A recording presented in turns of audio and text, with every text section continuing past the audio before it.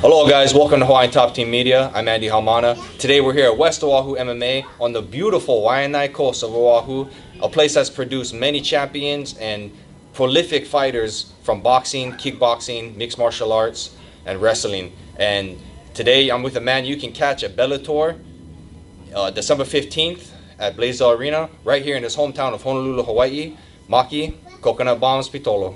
What's up, everybody? How's it going?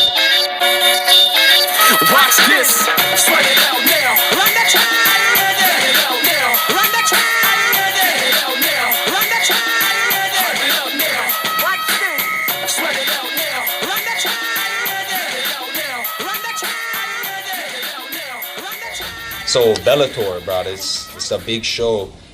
Is fighting on that global platform, is that something that you've taken into account when in this training camp? Is that something that's affected you? Yeah, this is one of the biggest fights of my career, and for it to be Bellator is for Bellator to even be coming down to Hawaii. I don't even have to fly out or anything. Is super big for me. Training wise, this is just another fight I'm getting ready for. I don't want to. Some people would think, oh, it's Bellator, I'm going to be fighting this and here and there. I got to get ready this way. I got to do that. No, if it's not broken, don't fix it, Yeah. I really believe that my training is going beautiful right now. I'm doing everything that I need to do, checking the check boxes, and everything's looking good. I noticed that you are training at a few different places. Obviously, you're here at West Oahu MMA. You also train at Techniques, and I've seen you at Hybrid before. Yeah, we went to. Is that cross training? Is that cross training something that's really important to you in your game? Yeah, cross training is always like old school style. Is you stay in one gym, you belong to that one gym, but we're Team Hawaii. Yeah.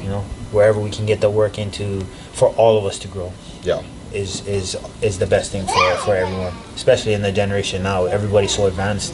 You got little kids that are advanced. A kid that's supposed to be maybe a teenager that's supposed to be blue belt. You got a kid that's coming up the ranks, maybe 13. He's already that blue belt level. And then striking wise too, kids down here, we're born and raised in the striking division. Yeah. So you can't have a 12, 13-year-old beating up an 18-year-old.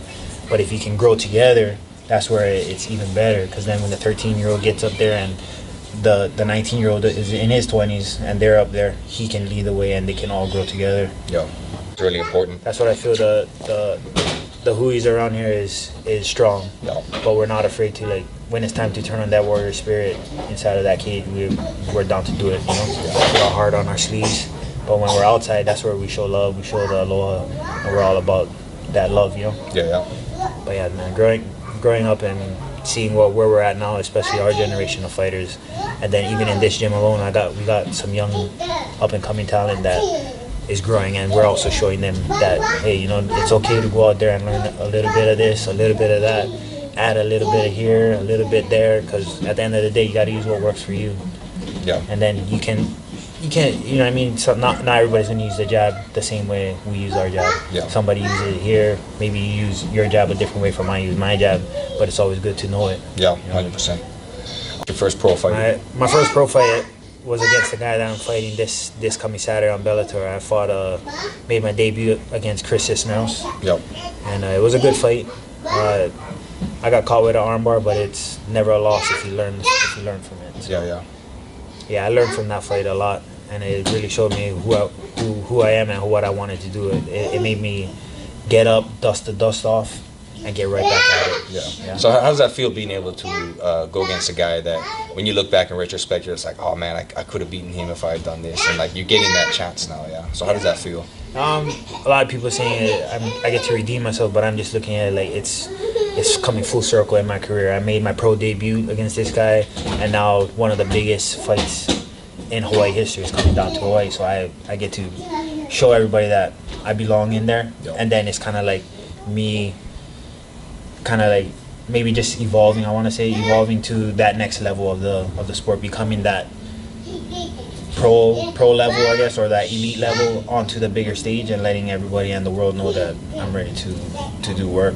Yeah. I'm here to stay, whether or not I get a contract on Bellator, it's just letting them know that I can hang with anybody around in this sport. I can hang with anybody. Yeah. here in Hawaii, and especially here on the west side in Waianae, we grew up. It's pretty rough here. We bang quite a lot around here.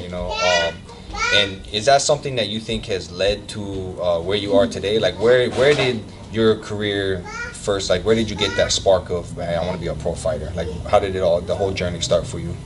I got into fighting just to stay in shape because I was a hardcore football player growing up. But like you said, here on the island, especially on the west side, we grew up. Streets is tough.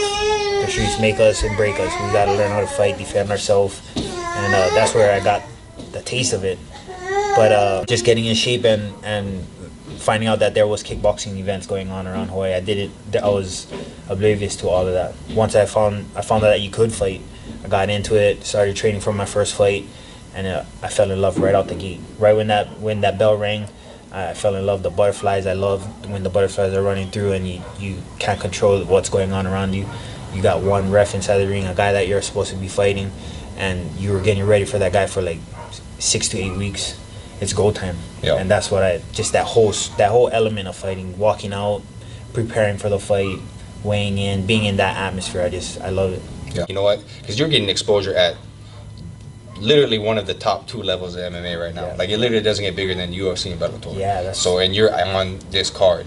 Like, is that something you're just like, this is the beginning? Yeah, I really feel it, and I feel it in the universe. This is my coming out party. It's go time from here. From here on, right when I get closed into that cage, that circle cage, it's over. It's my time to shine. Yeah. And it's pretty cool that that here in Hawaii we kind of not so much keep to ourselves, but we're able to have full camps here in Hawaii, and we're able to produce ourselves that way. But is kind of what Yancey's doing, like traveling to California for parts of camp and stuff, and even I know was just in California for about a week. Is that something you can see yourself doing, like not obviously as a permanent, but kind of like, I'm definitely going to go expand and go to, like I said, cross training is what you need. If that's what you need to get better, then by all means, and go and experience different schools. That's the martial arts life. You always want to go out there and see what other schools have that you don't have. You might go to a school that does something different. Like, hey, I like that. Yeah. Take that back home with me. Yeah. So it's. I feel like it's always awesome if you can do something like that. Go out there, experience it. I've gone a couple of times to train with Nick and Nate them with Yanti, and then I've also gone to Vegas with Brad Tavares and the boys. Everybody always has something that you can take, and they can take something from you. Yeah. So it's always trading of knowledge in the martial arts world is high, and I think that's what we need a lot of down here. Yeah. Sloppy kick, but you guys are in this kind of generation, like you and I know and all the Kamakas, like you guys are coming up in a world where the competition worldwide is just different because you guys have come up with the open resource and availability of so much, like just right at your fingertips. Like, do you guys ever do you understand that that's kind of like a place you're at right now in your career where when you fight, you're fighting somebody I see that every time I walk into a gym. Yeah, because you guys are pretty much vets. Every time you fight, you're fighting vets. Like, you guys are like 23-year-olds. Yeah. Wow, they're like 10-year vets. How's that? Exactly. Like, it's impressive that you guys are able to compete at such a high level, even though even your amateur fights are like, you're fighting 2 guys that have been fighting for 10 years, and they're amateurs. Like, it doesn't make sense. That exact same thing that you just said is what I always tell all our boys here. I always tell them, you guys don't even know. I wish I was your age, and with this much knowledge to just pass on to you guys. Yeah. We got young guns inside here that anywhere at that fact, but just here in our gym we have a handful of boys that we train, and we just pass them our knowledge, and we see them picking it up like that. Yeah. And it's like a sponge. We tell them, come in here like a sponge, because we did have our coaches at our time when we were their age. Yeah. But the things that we're doing now and we're showing them, it's like we feel it's showing them the right path to success, to having a healthy life at the same time. They can train hard and still be happy with what they're doing, Yeah, like they're getting the experience from the old guys who, we fought way back in the day, and they're getting that passed down. Even before us, they're getting knowledge passed down from them, but then they're getting recent knowledge passed down. It's almost like it just keeps, and it just keeps progressing. So they're seeing experience from you now, which you're still experiencing. Yeah, So they see you exactly. that, so they get to The get adjustment. they almost get a leap stone. Yeah, All the steps exactly. we had to take, you know. No, it's don't do this. amazing. Do that. Don't do Exactly. that. Do this. Because I'm sure when you were training, it was all about hard work, just raw hard Yeah. work.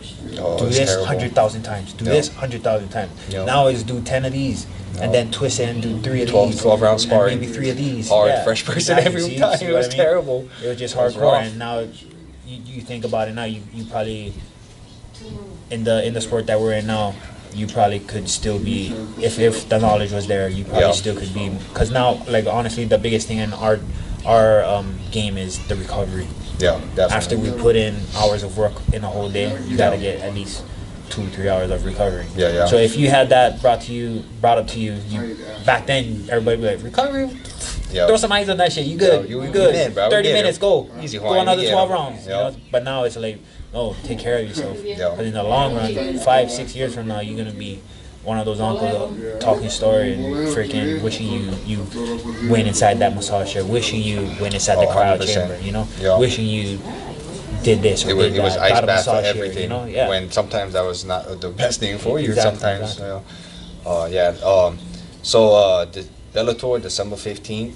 Are you looking forward to that? I am, and I hope everybody is able to make it out or catch it online streaming or even on the pay-per-view. Yeah. Because it's going to be lit, and I'm personally looking to light the roof on fire myself. Yeah. And being at this stage, this level of competition, do you see yourself staying at your weight class, or do you see yourself going up or down, depending on what's offered? I honestly see myself fighting at 170. I have a catch weight this fight at 180. Yeah. Yeah, so I mean, I'm happy about that. Okay. But I feel like this camp, I've took some steps towards my living a more healthier lifestyle. Yeah. You know, so I feel like it's gonna pay off. And even after this fight, I'm not gonna really be spurging and shooting back up to 215, 220. You know. Yeah, that's I'm gonna big. I'm a big boy. The Oos loves to eat. Yeah. Oh yeah. But I feel like the steps that I've made, the adjustments I've made this camp, I feel like I can do it the rest of my life. You know. At 170. So yeah, I see Awesome. 170. Yeah. I see myself going back to the welterweight division. Yeah. Watch out, everybody. There you go. Yeah. Because I'd love to see a lot of you guys fighting like at natural weight classes. Like, Yeah. is that something you see in the future happening? Like, Yeah. the weight classes changing because If the weight classes change, I, guys feel like are I'll cutting jump all over 15, 20 175. pounds. You know, like Yeah.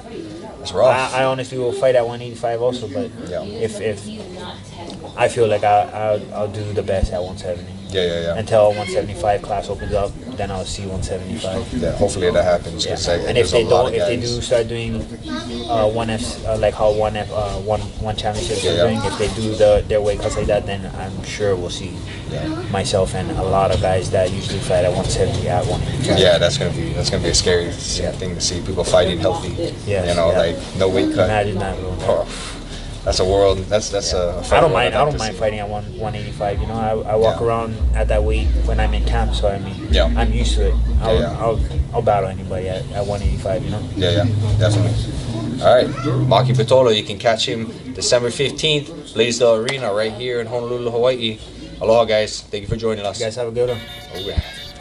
Perfect, brother. Oh, Appreciate it. Yeah, thanks, bro. Definitely.